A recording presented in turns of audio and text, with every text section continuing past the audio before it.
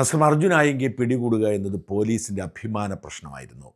അർജുൻ ആയങ്കിയെ പിടിക്കാൻ കഴിഞ്ഞില്ലെങ്കിൽ കേരളത്തിൽ ഗുണ്ടകൾ വിളഞ്ഞാടുമെന്ന് പോലീസിനും സർക്കാരിനും നന്നായി അറിയാം. അതുകൊണ്ട് തന്നെ പോലീസിനെയും ആഭ്യന്തരമന്ത്രിയെയും നിരന്തരമായി പരിഹസിച്ചുകൊണ്ട് സോഷ്യൽ മീഡിയയിൽ നിറഞ്ഞാടി ഒളിവിൽ കഴിയുന്ന അർജുൻ ആയങ്കിയെ പിടികൂടാൻ കർശനമായ നിർദ്ദേശമാണ് ആഭ്യന്തരമന്ത്രി ചെന്നിത്തല കൊടുത്തത്. ഞായറാഴ്ച നേരം വെളുക്കുന്നതിന് മുൻപ് പിടികൂടിയേ മതിയാവൂ, എന്നിട്ടേ ഞാൻ ഉറങ്ങുന്നുള്ളൂ എന്ന വാശിയിലായിരുന്നു ആഭ്യന്തരമന്ത്രി. ഇതോടുകൂടി പോലീസ് സംവിധാനങ്ങൾ മുഴുവൻ അർജുൻ ആയങ്കി എന്ന ഒരു ഗുണ്ടയുടെ പിന്നാലെയായി. വാസ്തവത്തിൽ അർജുൻ ആയങ്കി ചെയ്ത കുറ്റകൃത്യങ്ങൾ അല്ലെങ്കിൽ അർജുൻ ആയങ്കിയുമായി ബന്ധപ്പെട്ട പരാതികളൊക്കെ 7 വർഷത്തിൽ താഴെ തടവ് കിട്ടുന്ന വിഷയങ്ങളാണ്. സുപ്രീം കോടതിയുടെ നിർദ്ദേശമുള്ളതാണ് 7 വർഷത്തിൽ താഴെ തടവ് കിട്ടുന്ന കുറ്റകൃത്യങ്ങൾക്ക് ജാമ്യം കൊടുക്കാൻ. പക്ഷേ കുറ്റകൃത്യങ്ങളുടെ വലിപ്പമല്ല, നേരെ മറിച്ച് നമ്മുടെ സംവിധാനങ്ങളെ മുഴുവൻ വെല്ലുവിളിച്ചുകൊണ്ട് പോലീസിൻ്റെയും സർക്കാരിൻ്റെയും വീര്യം കെടുത്തുന്ന രീതിയാണ് അർജുൻ ആയങ്കിക്ക് വിനയായത്. അർജുൻ ആയങ്കിയെ പിടിക്കാൻ വൈകിയാൽ അത് പോലീസിൻ്റെ വലിയ വീഴ്ചയായി ചിത്രീകരിക്കപ്പെടുമെന്നും ക്രിമിനലുകൾക്ക് അത് ആവേശപൂർവമായ മാതൃകയാകുമെന്നും പോലീസ് ഭയപ്പെട്ടു. അതുകൊണ്ട് തന്നെയാണ് പ്രത്യേക അന്വേഷണ സംഘത്തെ അർജുൻ ആയങ്കിക്ക് വേണ്ടി നിയോഗിച്ചത്. ആലുവ റൂറൽ SP സുദർശൻ്റെ നേതൃത്വത്തിലായിരുന്നു പ്രത്യേക അന്വേഷണ സംഘം. അതേസമയം സംസ്ഥാനത്തെ എല്ലാ ജില്ലാ പോലീസ് മേധാവികൾക്കും ക്രമസമാധാന ചുമതലയുള്ള P. വിജയൻ നിർദ്ദേശം കൊടുത്തു. പരസ്യമായി പറഞ്ഞില്ലെങ്കിലും എല്ലാ ജില്ലാ പോലീസ് മേധാവികളും പ്രത്യേക സ്ക്വാഡുകളിറക്കി അന്വേഷണം ആരംഭിച്ചു. Kannur DIG K. കാർത്തിക്കിനെയായിരുന്നു P. Vijayan പ്രധാന ചുമതല ഏൽപ്പിച്ചത്. CPIM ഔദ്യോഗികമായി തള്ളിപ്പറയുകയും ഒരു താല്പര്യവും കാണിക്കാതിരിക്കുകയും ചെയ്തതുകൊണ്ട് തന്നെ പാർട്ടി ഗ്രാമങ്ങളിൽ ഉണ്ടാവില്ല, കണ്ണൂരിൽ പോലും ഉണ്ടാവില്ല എന്ന ഒരു വിശ്വാസം പോലീസിനുണ്ടായിരുന്നെങ്കിലും കണ്ണൂരിനപ്പുറത്തേക്ക് പോയി സുരക്ഷിതമായി ഒളിവിൽ കഴിയാനുള്ള സംവിധാനം അർജുൻ ആയങ്കിക്ക് ഇല്ലാത്തതുകൊണ്ട് കണ്ണൂരിൽ തന്നെ കൂടുതൽ ഫോക്കസ് ചെയ്യാൻ P. വിജയൻ K. കാർത്തിക്കിന് നിർദ്ദേശം കൊടുക്കുന്നു. അതുകൊണ്ടാണ് K. കാർത്തിക് കണ്ണൂർ ടൗൺ പോലീസിന്റെ നേതൃത്വത്തിൽ പ്രത്യേക സംഘത്തിന് രൂപം കൊടുത്ത് അന്വേഷണം ചൂടുപിടിപ്പിച്ചത്. ആലുവ റൂറൽ SPയുടെ നേതൃത്വത്തിലുള്ള പ്രത്യേക അന്വേഷണ സംഘവും കണ്ണൂർ DIG കാർത്തിക് രൂപം കൊടുത്ത കണ്ണൂർ ടൗൺ പോലീസിന്റെ പ്രത്യേക അന്വേഷണ സംഘവും ആസൂത്രിതമായും സംയോജിതമായും പ്രവർത്തിച്ചാണ് ലക്ഷ്യത്തിലേക്ക് എത്തുന്നത്. പ്രതികളല്ലാതിരുന്നിട്ടും ഏതാണ്ട് 25ഓളം പേരെയാണ് പോലീസ് ഈ കേസുമായി ബന്ധപ്പെട്ട് കസ്റ്റഡിയിലെടുത്തത്. തൃശ്ശൂരിൽ നിന്നും കസ്റ്റഡിയിലെടുത്തതിൽ ഒരാൾ അർജുൻ ആയങ്കിയുടെ ജ്യേഷ്ഠ സഹോദരനായിരുന്നു. ഇവർക്കൊക്കെ ഏതെങ്കിലുമൊക്കെ തരത്തിൽ കണക്ഷൻ ഉണ്ട് എന്ന് കണ്ടെത്താൻ കഴിഞ്ഞു. തൃശ്ശൂർ പാലിയക്കര ടോൾ പ്ലാസ വഴി കടന്നു പോകുന്നതിൻ്റെ CCTV ദൃശ്യങ്ങൾ നിർണായകമായി. തൃശ്ശൂർ പരിസര പ്രദേശത്തൊക്കെ എത്തിയിട്ടുണ്ട് എന്ന് വ്യക്തമാണെങ്കിലും തൃശ്ശൂർ വിട്ടതിന് ശേഷമാണ് തൃശ്ശൂരിലെ ഒരു മരത്തിന് ചുവട്ടിൽ ഇരിപ്പുണ്ട് എന്ന് എഴുതിയത് എന്ന് പോലീസിന് വ്യക്തമായിരുന്നു. വളരെ കൃത്യമായി പോലീസിനെ കബളിപ്പിക്കാൻ VPN സാങ്കേതിക വിദ്യയാണ് അർജുൻ ആയങ്കി ഉപയോഗിച്ചത്. മൊബൈൽ ഫോൺ പൂർണ്ണമായും സ്വിച്ച് ഓഫ് ചെയ്തിടും. മൊബൈൽ ഫോൺ ഓൺ ആണെങ്കിൽ മാത്രമേ പോലീസിന് ലൊക്കേഷൻ എടുക്കാൻ കഴിയൂ. പിന്നീട് വൈഫൈയിലൂടെയാണ് ഇൻ്റർനെറ്റ് കണക്ട് ചെയ്യുന്നത്. എന്നാൽ ഈ ഫോണിൻ്റെ IP അഡ്രസ് VPN എന്ന മൊബൈൽ ആപ്പിലൂടെ മാറ്റിയിടും. VPN ആപ്പിൽ നിന്ന് ഏതെങ്കിലും ഒരു രാജ്യം തിരഞ്ഞെടുത്ത് കൊടുത്താൽ മതി, ആ രാജ്യത്തെ IP അഡ്രസ് ആയിരിക്കും കാണിക്കുന്നത്. അതുകൊണ്ട് തന്നെ ഇൻ്റർനെറ്റ് കണക്ട് ചെയ്താലും എവിടെയാണ് എന്ന് പോലീസിന് കണ്ടെത്താൻ കഴിയില്ല. ഈ ആത്മവിശ്വാസത്തിലാണ് നിരന്തരമായി അർജുൻ ആയങ്കി ഫേസ്ബുക്കിലൂടെ പോസ്റ്റ് ഇട്ടുകൊണ്ടിരുന്നത്. അങ്ങനെ പോലീസിനെ തെറ്റിദ്ധരിപ്പിച്ച് അതീവ സൂക്ഷ്മമായി ക്യാമറകളെയും നിരീക്ഷണങ്ങളെയും വെട്ടിച്ച് അർജുൻ ആയങ്കി കണ്ണൂരിലെത്തുന്നു. പക്ഷെ അർജുന് വിനയായത് പാർട്ടി കണ്ണൂർ ജില്ലാ നേതൃത്വത്തിൻ്റെ വിയോജിപ്പാണ്.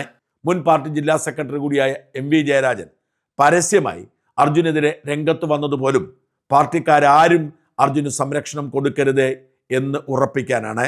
അർജുനെ വെടിവെച്ച് പിടിക്കുന്നതിന് പോലും എതിർപ്പില്ല എന്ന് MV ജയരാജൻ മാത്രമല്ല പിണറായി വിജയൻ പോലും പറഞ്ഞു. അതിനോടുള്ള ചോദ്യങ്ങൾക്ക് പിണറായിയുടെയും MV ജയരാജൻ്റെയും പ്രതികരണം ഒരു തരത്തിലുള്ള പിന്തുണയും അർജുനില്ല എന്നതാണ്.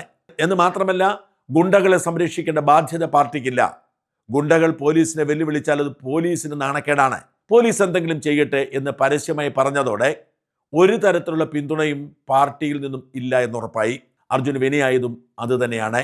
വാസ്തവത്തിൽ CPIM ഗുണ്ടകൾ ഒളിച്ചിരിക്കുന്നത് പാർട്ടി ഗ്രാമങ്ങളിലാണ്. പാർട്ടി ഗ്രാമങ്ങളിൽ അവർക്ക് സുരക്ഷിതമായ ഒളിത്താവളങ്ങളുണ്ട്. ഈ ഒളിത്താവളങ്ങളിൽ നിന്ന് ഒരു വിവരവും പുറത്തേക്ക് പോവില്ല. എവിടെ അവർ ഇരുന്നാലും അവിടെ അവർ സുരക്ഷിതമായിരിക്കും.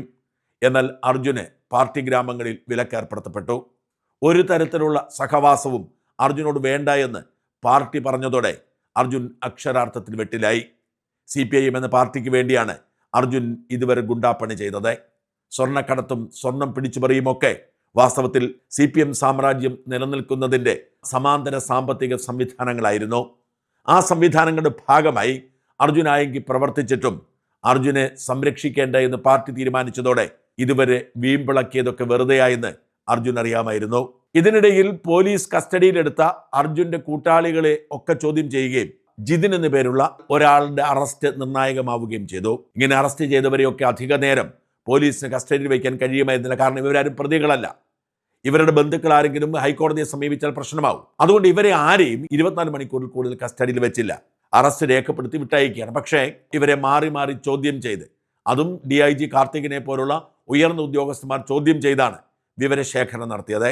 ഇതിനിടയിൽ അർജുൻ എറണാകുളത്തു നിന്നും കണ്ണൂരിലേക്ക് പോയ ടാക്സി ഉപേക്ഷിക്കപ്പെട്ട നിലയിൽ കണ്ടെത്തുന്നു. ഈ ടാക്സി കസ്റ്റഡിയിലെടുത്തതും CCTV ദൃശ്യങ്ങൾ പരിശോധിച്ചതുമാണ് ജിതിൻ അടക്കമുള്ളവരിലേക്ക് എത്തുന്നത്. ഈ നിരന്തരമായി ചോദ്യം ചെയ്യലിനിടയിൽ ചില സൂചനകൾ ലഭിക്കുന്നു. അതിനിടയിലാണ് ഒരു ഓട്ടോറിക്ഷ ഡ്രൈവറുടെ സഹായം ഉണ്ടാവുന്നത്. അർജുൻ മാസ്ക് ധരിച്ചുകൊണ്ട് കണ്ണൂർ പഴയ ബസ് സ്റ്റാൻഡിന് സമീപമുള്ള ഒരു ഫ്ളാറ്റിലേക്ക് കയറിപ്പോയി എന്ന നിർണായകമായ വിവരം. ആ വിവരം സ്ഥിരീകരിച്ചതോടെ വലിയ സന്നാഹമൊരുക്കുന്നു. ആലുവ റൂറൽ SP-യുടെയും കണ്ണൂർ DIGയുടെയും നേതൃത്വത്തിലുള്ള പോലീസ് സംഘം കശ്മീരിൽ ഓപ്പറേഷൻ നടത്തുന്നത് പോലെ ആ അപ്പാർട്ട്മെന്റ് സമുച്ചയത്തിന്റെ ഭാഗത്തേക്കുള്ള സകല വഴികളും അതീവ രഹസ്യമായി ഉപരോധിക്കുന്നു. എല്ലാ മുടുക്കുകളിലും പോലീസ് സാന്നിധ്യം ഉണ്ടാവുന്നു. ഇതൊക്കെ സംഭവിച്ചത് അർദ്ധരാത്രിയിലാണ്. വലിയ സൈനിക ഓപ്പറേഷന് തുല്യമായ നീക്കമാണ് നടത്തിയത്. ഈ സമയത്തൊക്കെ ആഭ്യന്തരമന്ത്രി രമേശ് ചെന്നിത്തല ഉറക്കമിളച്ച് വിവരങ്ങൾ അറിഞ്ഞുകൊണ്ടിരിക്കുന്നു. ക്രമസമാധാന ചുമതലയുള്ള ADGP P. വിജയനും ഓപ്പറേഷന്റെ ഭാഗമായി അങ്ങേ തലക്കലുണ്ട്. വലിയ പോലീസ് സന്നാഹം ഒരുക്കി രണ്ടും കൽപ്പിച്ച് പോലീസ് ഇടിച്ചു കയറുകയായിരുന്നു ഫ്ളാറ്റിലേക്ക്. ഇതൊരു അഭിഭാഷകന്റെ വീടായിരുന്നു. ഇനി അധികകാലം പിടിച്ചു നിൽക്കാൻ കഴിയില്ല എന്ന് കരുതി തിങ്കളാഴ്ച തന്നെ സുപ്രീം കോടതിയിൽ അപ്പീൽ കൊടുക്കാനുള്ള നീക്കത്തിന്റെ ഭാഗമായിരുന്നു ഈ അഭിഭാഷകയെ കാണാനെത്തിയത്. പാർട്ടി ഗ്രാമങ്ങളിൽ നിന്ന് തിരസ്കരിക്കപ്പെട്ടതോടെ മറ്റൊരു നിവൃത്തിയുമില്ലാതെ കണ്ണൂർ ടൗണിൽ അഭയം തേടിയെത്തേണ്ടി വന്നു അർജുനായങ്കിക്ക്. അവിടെ നിന്നും ഓടി രക്ഷപ്പെടാൻ ശ്രമിച്ചെങ്കിലും പോലീസ് എല്ലായിടവും വളഞ്ഞിരുന്നതുകൊണ്ട് സുരക്ഷിതമായി തന്നെ പിടികൂടി. ഏതാണ്ട് 2 മണിയോടുകൂടി കസ്റ്റഡിയിലെടുത്ത് ചിത്രം ആഭ്യന്തരമന്ത്രിക്കും ADGP വിജയനും അയച്ചു കൊടുത്തതോടെ ഓപ്പറേഷൻ പൂർത്തിയായി. അതിനുശേഷമാണ് ആഭ്യന്തരമന്ത്രി ഉറങ്ങാൻ കിടന്നത്. എന്നാൽ ADGP P. വിജയൻ തുടർന്നും നിർദ്ദേശങ്ങൾ കൊടുത്തുകൊണ്ടിരുന്നു. അർദ്ധരാത്രിയിൽ തന്നെ ആയങ്കിയെ കണ്ണൂർ ടൗൺ പോലീസ് സ്റ്റേഷനിൽ എത്തിക്കുന്നു. പോലീസ് സ്റ്റേഷനിലെത്തിയ ആയങ്കിക്ക് ഒരു കൂസലുമുണ്ടായിരുന്നില്ല. മാധ്യമങ്ങൾക്ക് മുമ്പിൽ മുഖം തിരിക്കാൻ ശ്രമിച്ചില്ല. ചാനൽ ക്യാമറകൾ തൻ്റെ ദൃശ്യങ്ങൾ പകർത്തുമ്പോൾ സിനിമാ നടനെ പോലെ നിന്നുകൊടുത്തു. അവിടെ നിന്ന് കിട്ടിയ ഒരു പത്രമെടുത്ത് വായിച്ചുകൊണ്ടിരുന്നു. പത്രം വായിക്കുന്നത് കണ്ടപ്പോഴാണ് പോലീസ് അത് വേണ്ട എന്ന് കരുതി കൈവിലങ്ങ് അണിയിക്കുന്നത്. കണ്ണൂരിൽ അറസ്റ്റ് ചെയ്ത കേസിൽ കോടതിയിൽ ഹാജരാക്കി ജാമ്യം എടുത്തുകൊണ്ട് എറണാകുളത്തേക്ക് കൊണ്ടുപോകാനാണ് പോലീസിന്റെ പദ്ധതി. അല്ലെങ്കിൽ 24 മണിക്കൂർ എന്ന കടമ്പ പോലീസിന് തലവേദനയാകും. കണ്ണൂരിലെ ജാമ്യം ലഭിക്കുന്ന കേസിൽ അറസ്റ്റ് രേഖപ്പെടുത്തി കോടതിയിൽ ഹാജരാക്കി ജാമ്യം ലഭിച്ചു കഴിഞ്ഞാൽ എറണാകുളം റൂറൽ SP രജിസ്റ്റർ ചെയ്തിരിക്കുന്ന കേസിലേക്ക് അറസ്റ്റ് ഉണ്ടാവും. ആ കേസ് മുഖ്യമന്ത്രിയെ സോഷ്യൽ മീഡിയയിലൂടെ അപമാനിച്ചു എന്ന കേസാണ്. അതിനൊക്കെ ശേഷമായിരിക്കും ഊന്നുകൽ പോലീസും മൂവാറ്റുപുഴ പോലീസും രജിസ്റ്റർ ചെയ്തിരിക്കുന്ന ജാമ്യമില്ല വകുപ്പുള്ള കേസുകളിലേക്ക് കിടക്കുന്നത്. അനേകം കേസുകൾ ഇതുമായി ബന്ധപ്പെട്ട് ഇതിനോടകം രജിസ്റ്റർ ചെയ്തിരിക്കുന്നു. നേരത്തെയുള്ള 4-5 കേസുകൾ കൂടി ബാക്കിയുണ്ട്. അതുകൊണ്ട് തന്നെ കാപ്പ ചുമത്താനുള്ള സാധ്യതയും ആലോചിക്കുന്നുണ്ട്. അവസരം കിട്ടിയപ്പോഴൊക്കെ അർജുൻ കൂസലില്ലാതെ സർക്കാരിനെയും പോലീസിനെയും പരിഹസിച്ചുകൊണ്ടിരുന്നു. കടലിൽ കാണാതെ പോയ ആളെ കണ്ടെത്തിയോ, എന്താണ് അയാളെ പിടിക്കാൻ നിങ്ങൾ ധൃതി കാണിക്കാത്തത് എന്നൊക്കെ മാധ്യമങ്ങളോട് ചോദിച്ചുകൊണ്ടിരുന്നു. എന്തായാലും അർജുൻ പോലീസ് കസ്റ്റഡിയിലായിരിക്കുന്നു. ഏറെ വൈകാതെ നടപടിക്രമങ്ങൾ പൂർത്തിയാക്കി കോടതിയിൽ ഹാജരാക്കി ജാമ്യം കിട്ടുന്ന സാഹചര്യത്തിൽ ആലുവയിലേക്ക് കൊണ്ടുവരും. അവിടുത്തെ നടപടിക്രമങ്ങൾ പൂർത്തിയാക്കിയതിനു ശേഷമായിരിക്കും പ്രധാനപ്പെട്ട കേസായ കോതമംഗലം ഊന്നുകൽ പോലീസ് സ്റ്റേഷനിലെ കേസുകളിലേക്ക് കൊണ്ടുപോകുന്നത്. എന്തായാലും കേരള പോലീസ് അഭിമാനം സംരക്ഷിച്ചിരിക്കുന്നു. പോലീസിനെ വെല്ലുവിളിച്ചുകൊണ്ട് കഴിഞ്ഞ 3 ദിവസമായി അഴിഞ്ഞാടിയ ആയങ്കി കേരളത്തിലെ ഏറ്റവും പ്രധാനപ്പെട്ട ചർച്ചാ വിഷയമാവുകയും പോലീസ് ആ യുദ്ധത്തിൽ വിജയിക്കുകയും ചെയ്തിരിക്കുന്നു. ആഭ്യന്തരമന്ത്രി രമേശ് ചെന്നിത്തലയ്ക്ക് ഓപ്പറേഷൻ തൂഫാന്റെ പിന്നാലെ മറ്റൊരു പൊൻകിരീടം കൂടി ലഭിച്ചിരിക്കുന്നു എന്ന് പറയാതിരിക്കാൻ നിവൃത്തിയില്ല.